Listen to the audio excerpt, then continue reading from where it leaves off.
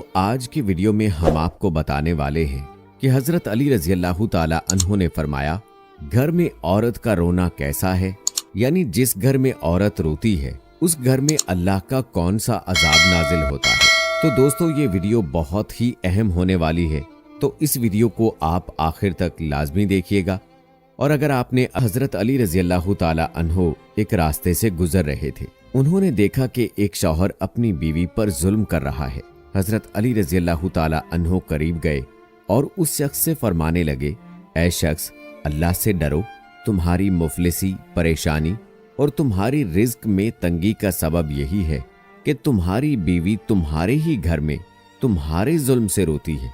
जिस घर में औरतें रोती हैं उस घर में रिज्क के फरिश्ते नहीं आते और यूं उस घर में रहने वाले मर्द की रिज्क की राहें तंग होने लगती हैं और यूं वो घर, वो शख्स परेशानी और मुफलिसी में गिरफ्तार हो जाता है। याद रखना कि अल्लाह ताला ने औलाद मर्द की तकदीर और रोजी औरत की तकदीर में लिखी है। अगर तुम ये चाहते हो कि तुम्हारी रिज्क में फरावानी हो, इज्जत, शोहरत, दौलत दिन ब दिन बढ़ती जाए, तो अपने घर में औरतों का ख्याल रखो, उन्हें खुश रखो। अल्लाह के फजलो करम से तुम इज्जत, शोहरत और दौलत में फरावानी पाओगे। दोस्तों इसी तरह का एक और वाकया है कि एक मर्तबा हजरत अली रजी अल्लाह ताला अन्हु एक रास्ते से गुजर रहे थे। आप रजी अल्लाह ताला अन्हु ने देखा कि एक शख्स अपनी बीवी पर जुल्म कर रहा था, उसकी तौहीन कर रहा था। हजरत अली रजी अल्लाह ताला अन्हु उसके करीब गए और फरमाने लगे, ऐ शख्स, याद रखना, अल्लाह ने मर्द को इसीलिए ताकतवर बनाया है कि वो औरत की हिफाजत कर सके, ना कि औरत पर जुल्म करे। जो मर्द अपनी औरत पर जुल्म करता है तो अल्लाह ताला उस पर लानत भेजते हैं। तो वो शख्स कहने लगा कि या अली, ये औरत मेरे निकाह में है, मैं इसे जो बात कहता हूँ ये मेरी बात नहीं मानती। तो हजरत अली रजी अल्लाह ताला अन्हु ने फरमाया कि निकाह का मतलब ये नहीं है कि तुमने अपने लिए गुलाम खरीदा हो, बल्कि निकाह का मतलब ये है कि तुमने अपनी नस्ल को बढ़ाने के लिए इस औरत से मदद तलब की, कि तुम्हारी औलाद की अच्छी तरबियत के लिए इस औरत को तुमने चुना है। याद रखो, जिससे मदद ली जाए उसे गुलाम नहीं समझते, और जो तुम्हारी औलाद को परवान चढ़ाए उसे हकीर नहीं समझा करते, बल्कि उसका तो शुक्र अदा करना चाहिए। याद रखना कि औरत पर जुल्म करने का मतलब ये है कि औलाद की बगावत।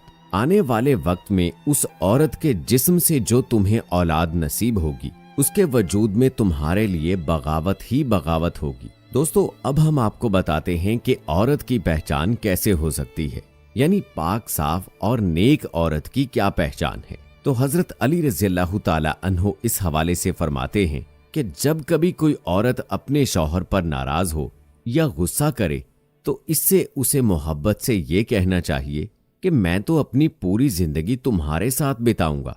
और याद रखना कि वो अपने घर की बुराई किसी के सामने ना करे और अपनी औलाद की तरबियत ऐसे करे कि जमाना इस पर फख्र करे।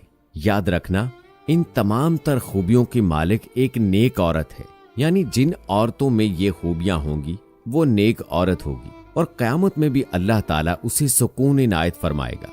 दोस्तों इस रिवायत के अलावा कुरान पाक और हदीस मुबारका में पाक औरत की खूबियां बयान की गई है। यहाँ हम आपके लिए नेक बीवी की मुख्तसर खूबियां बयान करते हैं। तमाम लड़कियां ये बात याद रखें कि जब भी नेक औरत की खूबियों की बात होगी तो शौहर की फर्मा बरदारी सरे फहरिस्त होगी। नेक औरतें वो हैं जो फर्मा बरदार हैं और अपने शौहर की गैर मौजूदगी में अपने माल की हिफाजत और अपनी आबरू की हिफाजत करने वाली हों। नबी करीम सल्लल्लाहु अलैहि वसल्लम से पूछा गया, सबसे बेहतरीन औरत कौन सी है? तो आप सल्लल्लाहु अलैहि वसल्लम ने फरमाया, वो औरत के जब उसे शौहर देखे तो वो खुश हो जाए और शौहर जब उसे हुक्म दे तो उसकी फर्मा बरदारी करे और अपनी जान और माल में अपने शौहर का नापसंदीदा काम बिल्कुल ना करे। औरत की मोहब्बत में सबसे ज्यादा हकदार उसका शौहर है।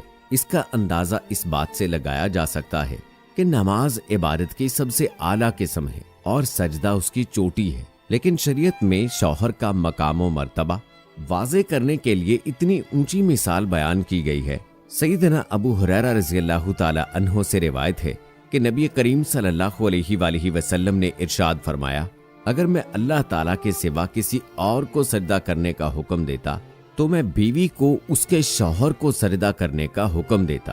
پھر آپ صلی اللہ علیہ وآلہ وسلم نے فرمایا، اس ذات کی قسم جس کے قبضے میں میری جان ہے، عورت اپنے رب کا حق ادا نہیں کر پائے گی جب تک وہ اپنے شوہر کے سارے حقوق ادا نہ کرے۔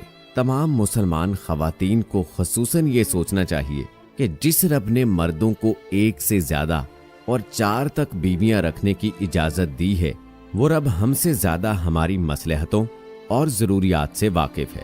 یہ بات بھی درست نہیں کہ صرف اسی مرد کو دوسری شادی کرنی چاہیے جس کی اہلیہ بانجھ ہو یا کسی خطرناک مرض میں مبتلا ہو جائے۔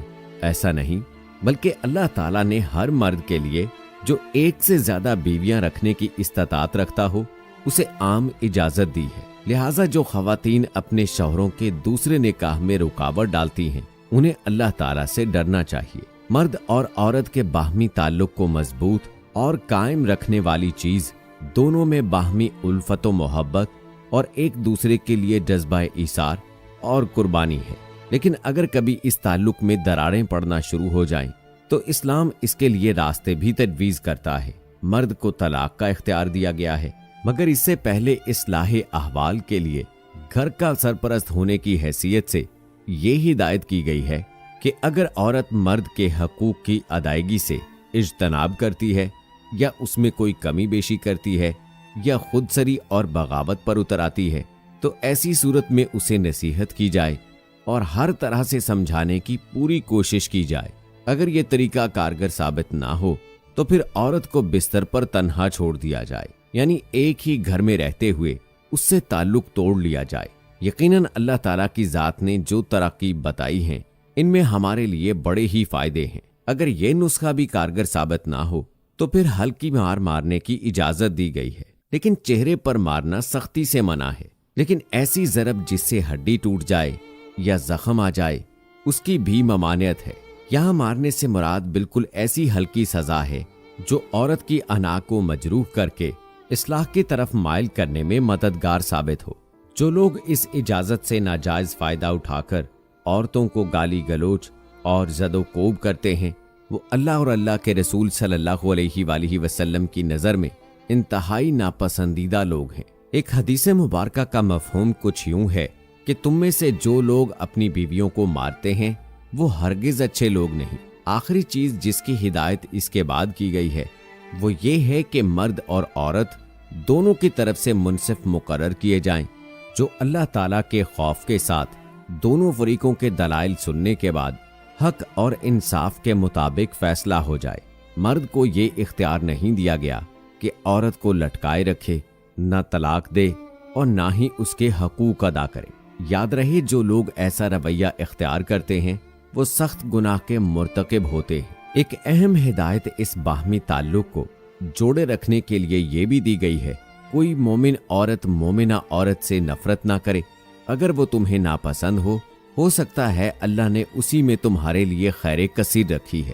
حدیث مبارکہ میں یہ رہنمائی ملتی ہے کہ اگر تمہیں کسی عورت کی کوئی بات ناپسند ہو تو اسے معاف کر دو، درگزر کر دو۔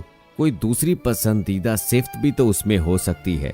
مرد اور عورت دونوں کو یہ بات سمجھنی چاہیے کہ کوئی بھی انسان جو ہے وہ کامل نہیں ہو سکتا، انسان خطا کا پتلا ہے۔ بعض مرد حضرات عورتوں کی کمزوریوں پر تو خوب نظر رکھتے ہیں مگر اپنی سیاہکاریوں کو نظر انداز کر دیتے ہیں، یہ بھی سخت ناپسندیدہ عمل ہے۔ اس لیے ہر طرح سے عورتوں کا خیال کریں اور عورتوں کو بھی چاہیے کہ اپنے شوہر کا ہر حال میں خیال رکھیں۔ امید ہے دوستوں کہ ہماری آج کی یہ ویڈیو آپ کو پسند آئی ہوگی۔ اس ویڈیو کی پسندیدگی کے اظہار کے لیے اس کو لائک کریں، شیئر کریں اپنے دوستوں کے ساتھ۔ مجھے اگلی ویڈیو تک اجازت دیں۔ فی امان اللہ۔